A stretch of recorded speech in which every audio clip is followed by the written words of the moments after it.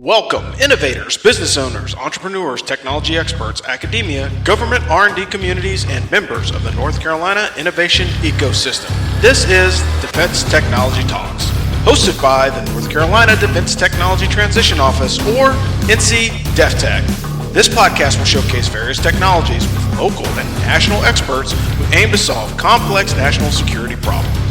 In the coming weeks, we will highlight North Carolinians with the potential to, or those that have positively contributed to enhancing the capabilities of our warfighters, law enforcement, and first responders. We will also feature government leaders in research and development who have helped shape the future in this domain. These podcasts are just one of the many free services provided by the North Carolina government to assist the North Carolina innovation ecosystem to thrive and provide solutions to our nation. Welcome back to another episode of Defense Technology Talks. The DTS is over, but we're going to bring you some samples of the mini briefs that were given by our companies that participated in the TIDE program leading up into the event. Now, keep in mind the remainder of the slides and the other presentations are going to be available to you only on our Mobilize platform.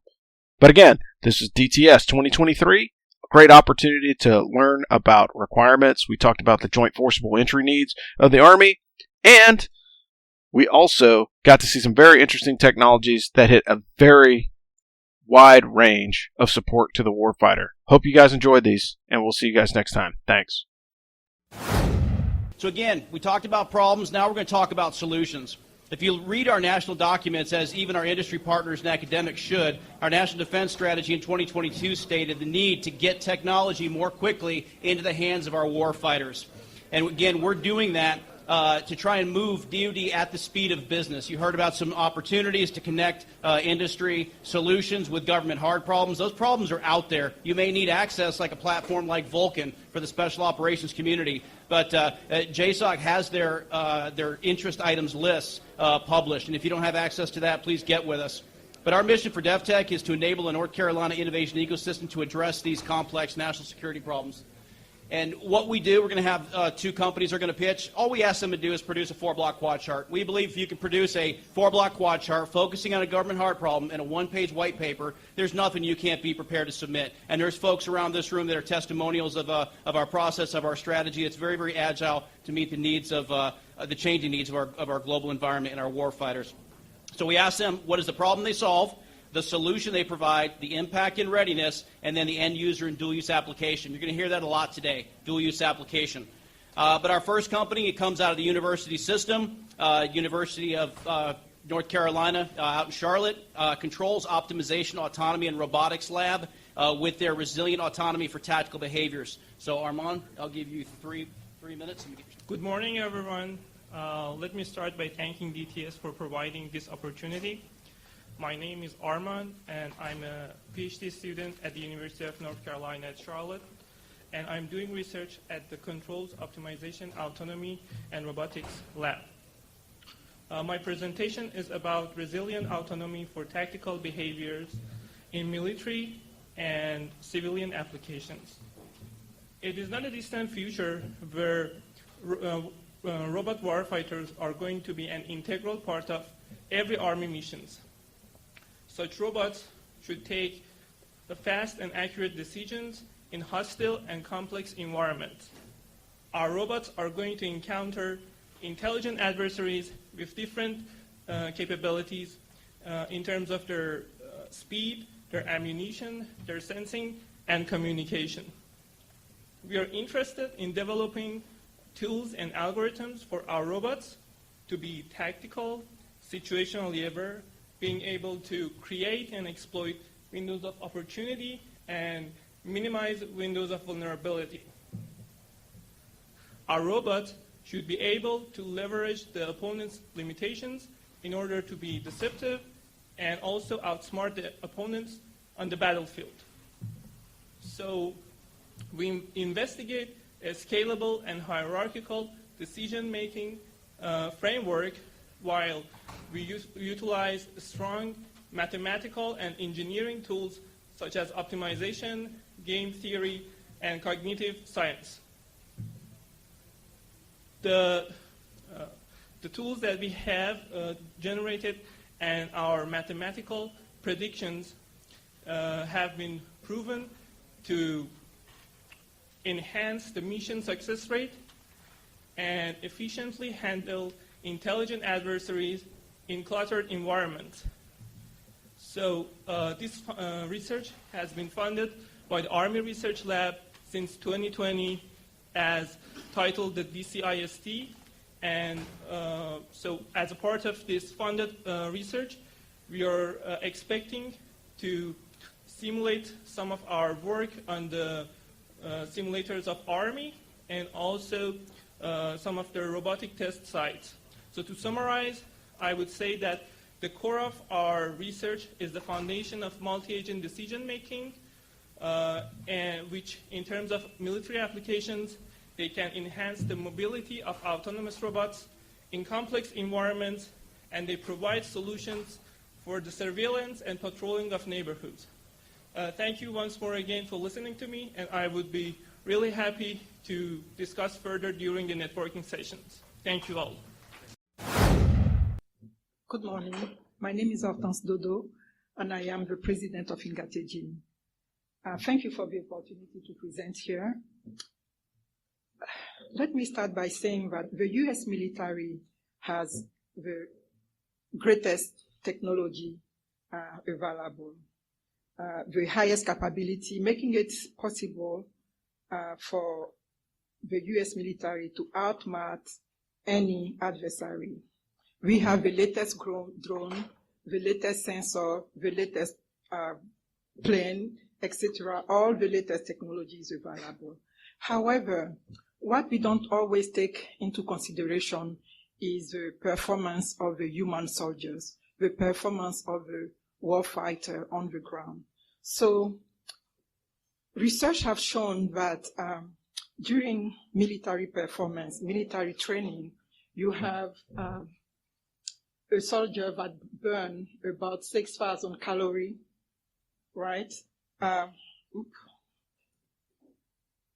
6,000, I have to look somewhere else. Okay. 6,000 calories per day, but only consume on the average about 3,000. And this results in a calorie deficit.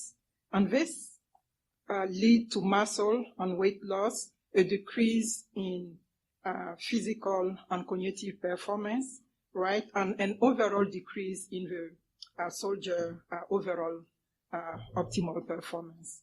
So our company Ingatejin is providing a tasty, high protein, essential amino acid enriched, calorie dense, allergy free peanuts. And we're doing this using proprietary technology to increase the peanut protein up to about 30%. And we also increase all the essential amino acids available. So the resulting product is a high calorie, nutrient dense bar that can be also a meat alternative. We are using the CRISPR-Cas9 technology, genome editing technology, to increase the protein, and we are at TRL level 3 to 4. We have already been awarded the National Science Foundation SBIR Phase 2 program. So our product is tasty, shelf-stable, portable, low weight and low volume, and it can be incorporated in any ration. For the civilian population, we can also use this product during disaster and emergency relief zone, and it can also be used to help combat children and elderly malnutrition. We do have a booth in the right here outside, and we like to discuss with whoever can help us, especially with funding. Thank you. Thank you, Bob. Good afternoon. My name is Dr. Susan Wilhelm, and I'm an Associate Director at Babies, Inc. We're a medical device company based in Durham, North Carolina. But please don't let the name of our company fool you. While we were founded about 10 years ago for newborn screening and pediatric diagnostics, with the advent of COVID and rapid diagnostic testing, we decided that, hey, we're applicable to all. So we're quickly searching into a diagnostic company for everybody. Our vision is any test, anywhere, for everyone. And I'm here to present Finder, which is a rapid point-of-care diagnostic testing platform. We know that in diverse military environments, there is a need for rapid point-of-care diagnostic platforms flexible enough to test for multiple conditions while accepting multiple types of samples. Current diagnostic testing platforms out there for blood disorders, infectious disease, and sepsis have long turnaround times, sometimes hours to days, use multiple instruments to define clinical status, and cannot be used with more than one sample type. Thus, these instruments are really not well suited for military use. The Finder platform is about the size of a toaster and provides a solution to this problem. Finder uses our proprietary digital microfluidic technology to manipulate nanodroplets on single-use disposable cartridges to perform what we term multifunctional syndromic diagnostic testing. Simply, that means that Finder performs multiple test formats, such as enzyme assays, immunoassays, molecular tests, on one platform using disposable cartridges, and that accept multiple sample types. We accept blood, urine, saliva, nasal swab, etc. And all of our assays are automated sample prep on the cartridge, and everything is basically plug and play. Clinical diagnostic results are available usually within approximately 15 minutes. Our system can be tailored to perform test panels specific to military conditions important to military personnel. Finder is currently FDA cleared for diagnostic testing of glucose 6-phosphate dehydrogenase, or G6PD, which is a required test when treating malaria. Our Finder panels for blood disorders and infectious disease are TL6, and we have a robust platform of tests in the pipeline. We were also recently awarded a BARDA contract to develop a palm-sized portable platform, which is currently at TRL level 2. By providing rapid diagnostic results, medics can initiate rapid treatment for multiple conditions and improve soldier outcomes in joint forcible entry operations. Our Finder G6PD test is currently being marketed in civilian hospitals in the U.S. while we explore the technology's use in military settings. I appreciate your attention, and if we do have a booth, so if you've not had the chance to talk to us yet, please come and talk to us after this session. Thank you. Thanks for listening to this week's episode of Defense Technology Talks, hosted by the North Carolina Defense Technology Transition Office, or DEFTECH. The views expressed in this broadcast are solely those of the individual contributors. As indicated, DEFTECH does not take responsibility for those statements or opinions and accepts no responsibility or liability for any inaccuracy or omissions reported during this program. The content and interviews are fair use for instructional purposes and to build awareness for the North Carolina innovation ecosystem. The full version of this presentation has been uploaded to our Mobilize platform. Mobilize is just another free service provided to you to access more national security and business collaboration opportunities. You can sign up for more information at deftech.nc.gov. Join us soon for the next podcast coming to a platform near you. DEFTECH is a subsidiary of the North Carolina Military Business Center and receives its support from Fayetteville Technical Community College.